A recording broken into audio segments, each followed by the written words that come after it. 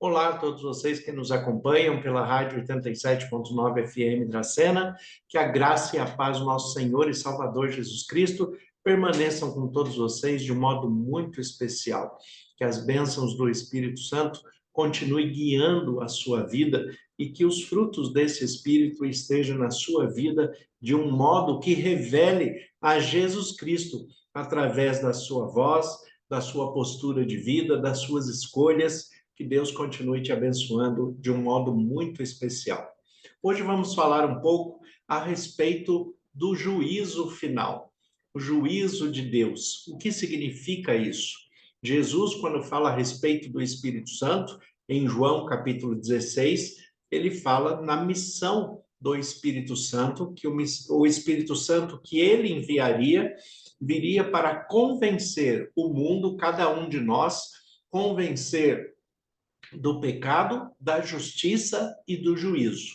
E aí ele explica que é do pecado, porque não crê em mim. O pecado original, o primeiro pecado do ser humano, é não crer na palavra de Deus. É um pecado porque não crê em mim. Da justiça, porque ele fala, né, Jesus falando, eu vou para o Pai e vocês não me verão mais. Ou seja, para ele já ocorreu a justiça, ou seja, ele venceu, como ele mesmo disse na cruz, está consumado, ele cumpriu tudo o que era para ele fazer na sua condição humana enquanto Messias.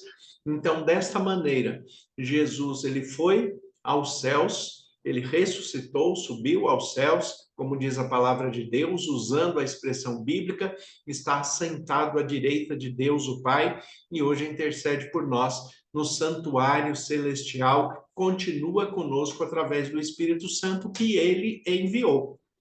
Então, o Espírito Santo nos convence do pecado, porque não crê em Deus, do juízo, né, da justiça, desculpem, porque todos nós passaremos pela justiça, todos nós passaremos pelo paralelo da palavra de Deus. É isto que significa justiça. Você cumprir a sua missão em paralelo com a palavra de Deus. E do juízo, que é a última etapa. O juízo, como é falado, o juízo final. E aí nós temos que pensar em duas coisas. O fato dele ser juízo e o fato dele ser final. O que te incomoda mais? É o fato de haver um juízo ou o fato desse juízo ser um final? É isso que nós temos que trazer à nossa reflexão. Por quê? Porque isso é um fato. Quando a Bíblia nos apresenta a palavra de Deus e fala que, em primeiro lugar, o ser humano é convencido pelo pecado. O que é pecado? A transgressão da lei. Pecado é fazer diferente daquilo que Deus está indicando. E por que que se faz diferente? Porque se acredita de forma diferente daquilo que Deus ensina. Então, é por isso que o pecado, que Jesus explica em João 16, é do pecado porque não creem em mim. Não crendo, fazem diferente daquilo que Deus ensina. Da justiça, porque justiça, a palavra justiça do hebraico tzadi, quer dizer andar em paralelo com a palavra de Deus, com os ensinamentos de Deus, com a voz de Deus. A palavra tzadi, ela remete à ideia de um fio de prumo, né? Um fio de prumo em que um pedreiro, um construtor, quando está levantando a parede, ele vai colocando o fio de prumo para ver se a parede está alinhada. Não pode entortar nem para a direita, nem para a esquerda, porque se fizer isto, o pêndulo ali do fio de prumo, se a parede estiver inclinada, dependendo da posição dela, ou o pêndulo vai encostar na parede ou vai se afastar demais. O que representa o encostar do pêndulo, o legalismo, né, o excesso de lei mal compreendida e mal interpretada. Então, quando se encosta na lei, se apoia na lei de maneira errônea, com uma interpretação errada, e é por isso que Jesus ele traz essa reflexão aos doutores da lei, perguntando o que está escrito na lei e como você interpreta. que são duas questões. O que está escrito é uma coisa, como a pessoa interpreta depende da abertura que ele tem para o conhecimento, a maturidade que ele tem para receber a informação e o conhecimento que ele está buscando.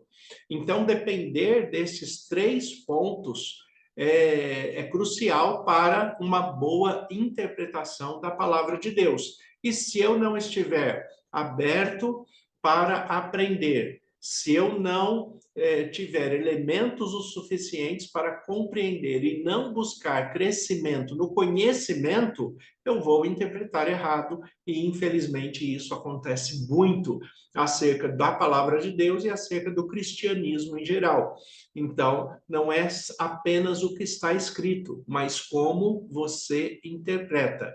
Então, estar dentro da justiça de Deus é andar em paralelo com aquilo que eu compreendo, com aquilo que eu interpreto dentro da palavra de Deus, de maneira que seja correta. É por isso que o apóstolo Paulo, em Filipenses capítulo 3, ele vai falar que nós devemos andar em perfeição. E o que é perfeição? Ele fala no texto que naquilo que nós já aprendemos, sejamos perfeitos. Ou seja, aquilo que você já compreendeu, que você abriu sua mente, o seu coração para o conhecimento, e o Espírito Santo já te convenceu que aquilo é verdade, então coloque em prática e faça direito. Seja perfeito. É isso que significa. Agora, diante disso, vai haver um juízo. Um juízo, por quê? Porque, apesar de que nós não somos salvos pelas obras, a palavra de Deus nos diz que as obras nos acompanham. Por quê? Porque nós não somos salvos pelas obras. Por quê? Porque nós fomos criados para boas obras. Efésios capítulo 2, versículos 9 e 10. Né? Efésios capítulo 2, versículo 9 em diante, ele vai falar o quê?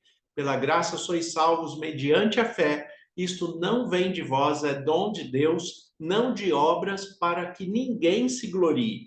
Mas daí o versículo seguinte, ele já fala, porque fomos criados para boas obras, para que de antemão andássemos nela. Então, o que o texto está falando? Nós não somos salvos pelas obras, né? Somos salvos pela graça, mas nós fomos criados para boas obras. Obras são obrigações, né? A nossa obrigação é fazer cumprir o propósito daquilo pelo qual nós fomos criados. Então, nós não devemos ser recompensados por isso. É algo que eu falo quando estou falando para os pais a respeito de educação dos filhos, que você nunca deve recompensar o seu filho por aquilo que é obrigação dele fazer. A educação deve ser feita de maneira inversa. Ou seja, você coloca um prêmio para o seu filho, como, por exemplo, uma mesada, vamos colocar um valor simbólico de R$ 100, você tem uma mesada de R$ 100 mensais para o seu filho, e você atribui para ele as responsabilidades que ele deve fazer. Então, se ele não fizer, ele vai perder um valor dentro daquilo que ele já tem. Ou seja, ele não vai ser recompensado por aquilo que ele é obrigado a fazer, por aquilo que é obrigação dele, por aquilo que é responsabilidade dele. Mas ele vai perder se ele não fizer. Então, ele já tem os R$ 100. Se ele não organizar o quarto dele, vai perder R$ 10. Se ele não estudar a Bíblia, vai perder R$ 20, porque estudar a Bíblia é mais importante do que arrumar o quarto. Se ele não for para a escola ou não estudar a matéria, também vai perder um valor. E aí você vai graduando e ele vai entendendo que ele já tem os R$ 100. E se ele não fizer o que ele tem que fazer, ele vai perder. E é assim a nossa relação espiritual com Deus. Nós já temos a salvação em Cristo Jesus. Se nós não fizermos aquilo que Deus nos conduz a fazer pelo Espírito Santo, nós não seremos salvos. Então, aquilo que nós já temos, nós iremos perder. Então, devemos estar todos os dias perante a palavra de Deus, buscando a palavra de Deus, compreendendo melhor para fazer aquilo que Deus nos criou para fazer, para cumprir a nossa missão, para quando chegarmos a concluir a nossa experiência de vida neste mundo, nós possamos dizer como Jesus: está consumado. Tudo aquilo que era para eu fazer, eu fiz da melhor maneira possível. Fui perfeito? Não, porque eu não sou Jesus, não tenho a perfeição de Jesus, sou corrompido pelo pecado, mas tenho certeza que ofereci o meu melhor. Coloquei o meu melhor diante de Deus, empenhei o meu melhor para fazer o propósito de Deus, para cumprir o propósito de Deus em minha vida. Então, é isto que Deus nos induz, né? Em Apocalipse, capítulo 14, nós temos essa questão do juízo final e a proximidade disso, como que isso irá acontecer. Então, nós temos o que é conhecido como as 3 mensagens angélicas, e o texto diz assim, Apocalipse 14, a partir do versículo 6. Vi outro anjo voando pelo meio do céu, tendo um evangelho eterno para pregar aos que se assentam sobre a terra e a cada nação e tribo e língua e povo, dizendo em grande voz: temei a Deus e dai-lhe glória, pois é chegada a hora do seu juízo. E adorai aquele que fez o céu e a terra e o mar e as fontes das águas. Na segunda voz angélica, o versículo 8, ele diz assim: e seguiu-se outro anjo, o segundo, dizendo: caiu, caiu a grande Babilônia, que tem dado a beber a todas as nações do vinho da fúria da sua prostituição. Né? E a terceira voz do anjo, que é do versículo 9 em diante, ele diz: seguiu-se a estes outro anjo, o terceiro, dizendo em grande voz: se alguém adora a besta e a sua imagem, e recebe a sua marca na fronte ou na mão, também esse beberá do vinho da cólera de Deus, preparado sem mistura do cálice da sua ira, e será atormentado com fogo e enxofre diante dos santos anjos na presença do Cordeiro. A fumaça do seu tormento sobe pelos séculos dos séculos, e não terá descanso algum, nem de dia nem de noite, os adoradores da besta e da sua imagem, e quem quer que receba a marca de seu nome. Aqui está a perseverança dos santos, os que guardam os mandamentos de Deus e a fé em Jesus. E aí a última voz, né, a quarta voz, ele diz assim: então vi uma voz dos céus dizendo: escreve, bem-aventurados os mortos que desde agora morrem no Senhor, diz o Espírito, para que descansem das suas fadigas, pois as suas obras os acompanham. Observe como termina o versículo 13. Bem-aventurados os mortos que desde agora morrem no Senhor. Sim, diz o Espírito, para que descansem das suas fadigas, pois as suas obras os acompanham. Então, volto a falar com vocês que nós não recebemos recompensa pelas obras, não somos salvos pelas obras. Mas o próprio texto diz que as nossas obras nos acompanham. Por quê? Porque nós fizemos aquilo que fomos criados para fazer, cumprimos o nosso propósito. Também possamos dizer, neste final, está consumado. Eu fiz de fato aquilo que Deus me confiou. Eu busquei ser guiado pelo Espírito Santo. Eu busquei crescimento em Deus. É assim que Deus quer que nós vivamos. Quando nós olhamos o primeiro trecho do texto, né, do versículo 6 ao versículo 7 de Apocalipse 14, nós temos o texto falando assim: vi outro anjo voando no meio do céu, tendo o evangelho eterno para pregar aos que se assentam sobre a terra, e a cada nação, e tribo, e língua, e povo, dizendo em grande voz: temei a Deus e dai-lhe glória, pois é chegada a hora do seu juízo, e adorai aquele que fez o céu, e a terra, e o mar, e as fontes das águas. Então, olha o que o texto fala. O que nós temos que fazer? Temer a Deus e dar a ele glória. O que significa isso? Temer a Deus. A palavra temor, do grego, o texto de Apocalipse escrito em grego, a palavra temor, fobia, é um medo exagerado. Mas, na sua essência, ele não está falando do medo em si. Nós não temos que ter medo de Deus quando estamos fazendo aquilo que é correto. Aliás, se vivemos em amor dentro do amor de Deus, a palavra de Deus nos diz que o amor lança fora o medo. Então, nós não temos que ter medo. Mas por que a palavra, então, temor, que é fobia, se refere ao medo? É porque o medo nos deixa zeloso, e é do zelo que a palavra está tratando. Uma pessoa que tem fobia de alguma coisa, ela fica cuidadosa com com aquele objeto, com aquela coisa, com aquele animal que ele tem medo.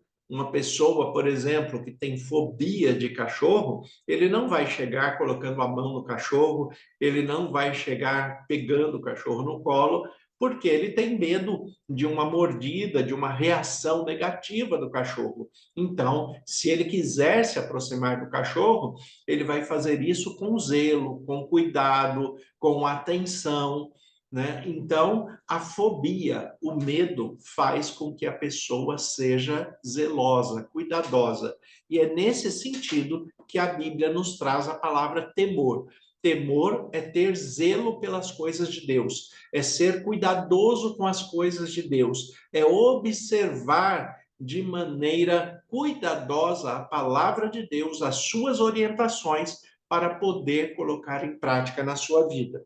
Então, a voz do primeiro anjo fala: temei a Deus e dai-lhe glória. O que é dar glória? Dar glória, a palavra doxa, da onde vem a nossa expressão doxologia, né? Doxologia é glorificação. O que é glorificação? É reconhecer Deus pelo que ele é. E o que Deus é? Aqui no próprio texto vai falando. Ele recebe glória por quê? Porque ele criou o céu, a terra, o mar, a fonte das águas, ele criou o universo, ele criou todas as coisas. Então, ele é merecedor da glória que recebe. Então, temei a Deus e dá-lhe glória, porque é chegada a hora do seu juízo. O que é o juízo? Ele vai chamar, né, a todos e colocar diante da sua própria palavra para observar aquele que ofereceu o seu melhor para andar em paralelo com a palavra de Deus e poder dizer no final: está consumado. E em Cristo Jesus, pelo sacrifício de Cristo na cruz, pela sua morte, pela sua ressurreição, nós teremos os nossos pecados, as nossas transgressões, as nossas culpas e iniquidades perdoadas, para poder ter um corpo glorificado e viver eternamente com Deus. Então, a questão é: temei a Deus, tenha zelo com as coisas de Deus e glorifique pelo seu poder, pelo que ele é na sua vida, pelos cuidados de Deus na sua vida, na sua família, pela santificação que o Espírito Santo está te promovendo, pela direção de Deus a cada dia em sua vida. Temei a Deus, dai-lhe glória, né, porque é chegada a hora do seu juízo. Jesus está voltando em breve para que nós tenhamos este momento de encontro com Deus. E isto que está em Apocalipse também já foi citado, de certa maneira, por Salomão, em Eclesiastes, capítulo 12, versículo 13, quando Salomão escreve assim: de tudo o que se tem ouvido, a suma é: teme a Deus e guarda os seus mandamentos, porque isto é dever de todo homem, porque Deus há de trazer juízo sobre todas as obras, até as que estão escondidas, quer sejam boas, quer sejam más. Observe que Salomão escreve no mesmo sentido. De tudo o que se tem ouvido, a suma é, o resumo é, teme a Deus e guarda os seus mandamentos, porque isto é dever de todo homem, porque Deus há de trazer a juízo todas as obras,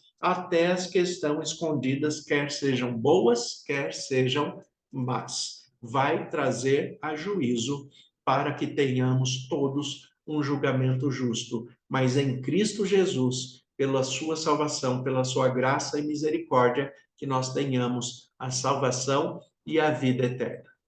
Senhor, nosso Deus e Pai, nós te agradecemos pela tua palavra que é viva e eficaz. Em nome de Jesus, colocamos nossas vidas em tuas mãos. Pedimos a direção do teu Espírito Santo, que o Senhor nos santifique, nos purifique, nos guie segundo a tua palavra. Nós te agradecemos pela salvação em Cristo Jesus, que é por quem oramos neste momento. Amém. Que Deus abençoe a todos. Tenha um excelente dia em nome de Jesus.